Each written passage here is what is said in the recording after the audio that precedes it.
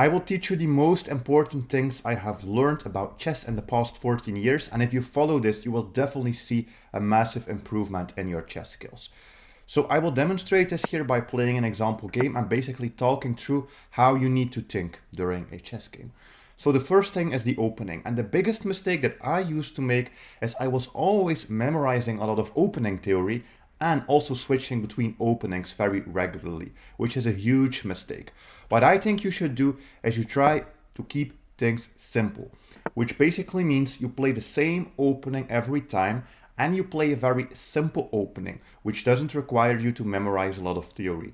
That is why now I play the Pegasus system, which is pawn to d4, knight to d2, and you can play this against anything black tries, and our goal is to see if we can place this pawn on e4 if possible. That is why we put the knight here. So definitely for your openings, I would recommend to pick something with minimal theory, pick something where you mostly just try to follow normal, logical opening principles, and just play the same thing every time. Don't switch up your openings too much. So here I already have achieved my main goal. I have two pawns in the center and I have my knight developed, protecting my pawn. From this point forwards, we just need to focus on the other opening principles, which means we want to develop our remaining pieces and we are looking to see if we can castle quite quickly. That is our plan. Of course, we also have to, whenever our opponent makes a move, sit on our hands, which basically means we need to look at their move, not touch any of our pieces. First, we need to look at their move. One of the biggest things that helped me improve was to literally, whenever they make a move, right-click their piece, draw the arrows to see what it's doing, and this really helps to give you an idea what your opponent is planning, especially with their long-range pieces like the queen, bishop, rooks. This is very important. So this is the real threat. They are trying to take in the center. I would have to take back with my knight, which means they would be trading a flank pawn, a pawn that's on the side of the board, for a central pawn, a pawn that's within these four squares. I don't like that, so I will play my pawn to c3, very simply so I can protect it, and in case they do capture, I can just recapture. And I always do this. I want a castle, but I always look at their move first to see if there is something that they are threatening. Right here, with this move knight to c6, I'm again always drawing those arrows. I now do it visually in my mind, but you can do this as a beginner. Just draw the arrows and then see if there's any square there that would actually make a difference. This is protected, but this would be a bit annoying. They would be attacking our bishop and our bishop would have to move. So in this position, you need to decide. You will either castle, and then they might attack your bishop, but you can always go back with the bishop, or you can move your pawn forwards and just prevent the knight from going in there in the first place. I will be castling, and the reason why is that I am personally against moving too many pawns. I think most players move way too many pawns, and they just end up creating weaknesses, problems, and just dangerous positions for themselves. So in general, less pawn moves is better. If you can fix it with just moving pieces, that is the preferred option. I in general only try to use my e pawn, d pawn, and c pawn, so these three pawns, and very rarely I will also move some pawns on like the side of the board, but only if there's like a clear reason. So maybe that a3 move is something to be considered, but I had a different solution, which was just moving back the bishop. Again, I am always looking at what they are doing first. So they play pawn to e5. That means they attack this pawn and it is attacked twice. It is only protected once. So I do need to do something about this. You could capture their pawn. You could push this pawn. I think those are two possible options that we have here. What I will do is I will push the pawn, because pushing the pawn, one, fixes our problem, and two, we are also attacking one of their pieces. We were attacking the knight. So that makes it so we are not really losing a move, because we are also attacking them. Now they play knight to b4, which we have expected for a while. They are attacking my bishop. So we just have to move it. The question is, where do we go? I think we could go to b1. I think we could go to e2.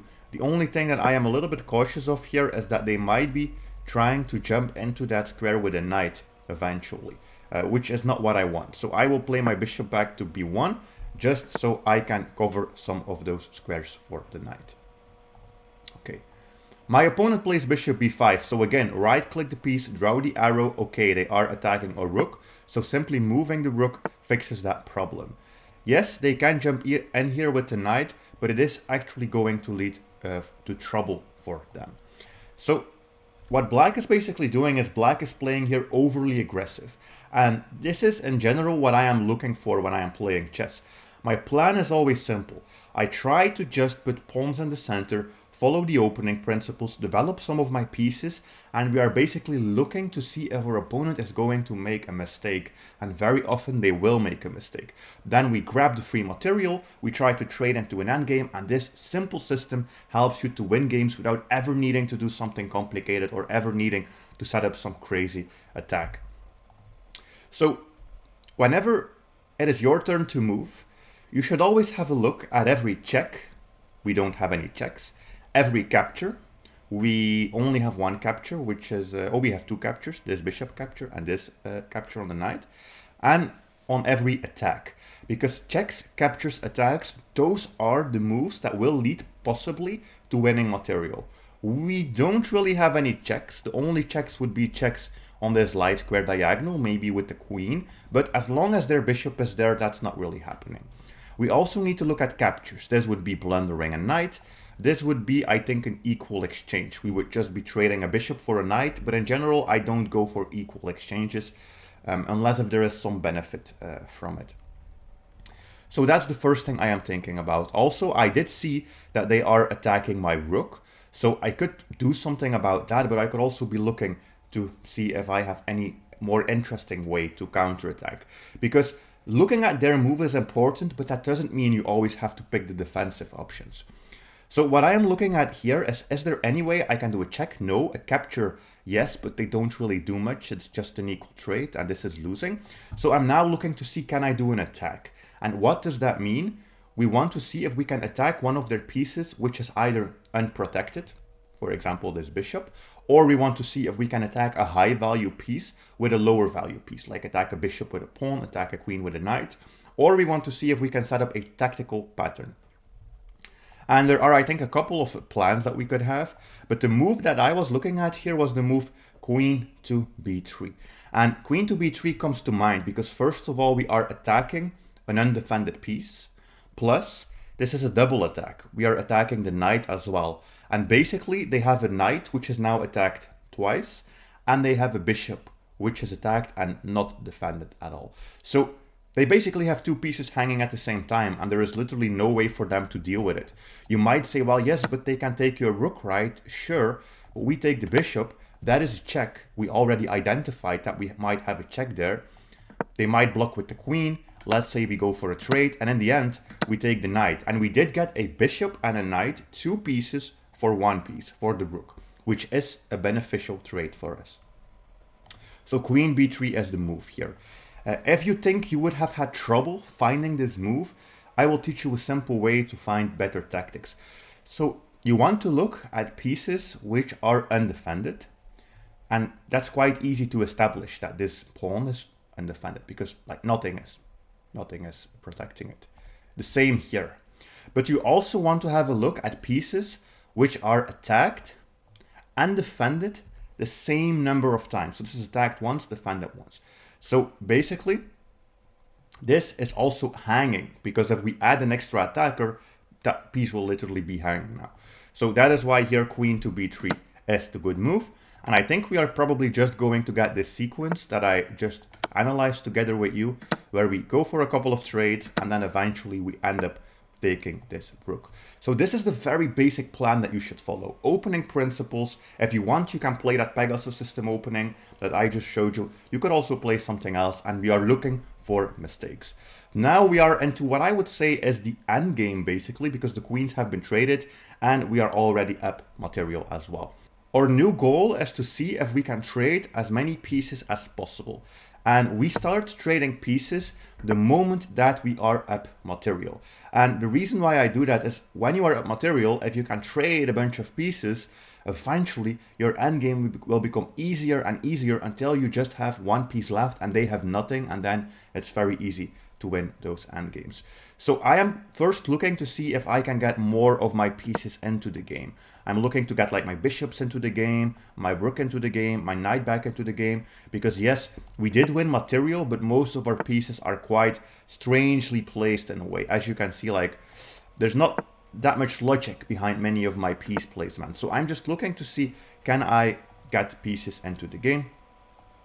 So for example, here I already made a couple of moves, bishop more to the center, develop this bishop, and I now have my 2 knights on better squares as well. I can play rook to c1, and rook to c1 is going to propose a trade of rooks. The only thing we have to be careful about is what if they eventually try to come in with their rook. But I think we are never really in any trouble, because my bishops are actually doing a great job working together to cover all of these squares. So basically every square in my position is covered. So I am going to propose a trade of rooks, simply because, as I said, we want to trade. If I can trade, I will trade, because every single trade is getting us closer to a simple endgame. Okay, so this is great. We had a bunch of trades. The question is now, how are we going to make any progress? Trading the minor pieces would be good. If I could trade like a bishop and a knight, well, probably the dark squared bishop and a knight for this bishop and a knight, that would be great, because then we just have an endgame with a rook fighting against these 2 pieces. So that is the first plan. I'm looking for any way to make progress. I was thinking maybe a4. If they take, I can take with a check. Their king has to move, but I think we end up with some trouble because, yeah, our position is collapsing. So probably that is not the right plan. I think we could play b4 just to grab a little bit more space and then eventually push the other pawn to a3 as well. And even if it's just slow improving moves that you play like this, that is fine. We don't need to do anything crazy at this point. And the good thing is, as I said, my bishops are literally covering every potential square this rook could jump into, and my pawns are also controlling it. So even though he has the open file, yeah, he only has basically 2 squares on that file, and that is the only squares that the rook can move to. I think I still really have to get my pieces back into the game, especially this knight. I think this knight is not really doing much. This knight is not really doing much, so we need to find them a better square. I will see if I can do some maneuvering here with this knight, maybe go to the f5 square, because on that square I could potentially go for one of those trades that I just talked about. We always have to, in this position, look at potential sacrifices, which could lead with us also going in for a check and then maybe winning some material or creating a passed pawn. Passed pawn meaning a pawn that can promote. That could also be interesting. So I'm looking to see if there is something here. I personally don't see much immediately. So what I will do is I will just try to activate my king a little bit more, a bit closer to the center of the board. That's going to help in any case in the endgame. And we just want to see if at some point we could create some type of breakthrough. Like I just realized, we might be jumping around with the knight and going in that direction. So here, since the position is actually pretty closed, there is some maneuvering going on here. We do have some maneuvering. It's not super easy to immediately win, but that is okay here because we are still in an advantageous position. We are going to win eventually. I'm looking at this move, this check, and if they don't do anything, I will put my knight on this beautiful outpost square. If they do grab my knight, that is okay, because that is yet another exchange. And I know I am doubling my pawns there, but there is no way for them to ever attack this pawn, because their dark squared bishop cannot reach it, and their rook cannot infiltrate. And here my opponent is proposing me another trade. They are proposing me a trade of knights, which is perfect.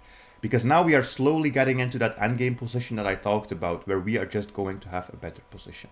And my bishops are still preventing all of these squares. I think we just gave them that one extra square for the rook, which doesn't matter either.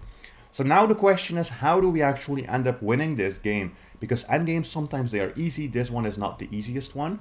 In the endgame, you want to try to create a passed pawn. That is a pawn that can be pushed to promotion. Once you do that, you will be winning. So, which is my most likely pawn to become a passed pawn? It's this one, because it's the furthest into the enemy position, just 3 squares away from promotion. So, what's the problem? This one is in the way. How could we remove that? Capturing here, so this one is forced to recapture. And that doesn't mean I will be giving up my bishop. Instead, I will try to see if I can attack it with a pawn. because either they take or I take, but we are removing their pieces. And this is just a free pawn. I know it looks like we just gave up a free pawn, but the plan is that eventually we could try to create a passed pawn there. We just have to ask ourselves the question, can we do it right now? And the question is no, because we would be ending up with a pinned bishop, but in the future we could play pawn to e5, and that would win us the game. The first thing I will do is I will fight back a little bit against these two pawns here, which are a little bit annoying. They are almost promoting as well, but we are in time to stop it.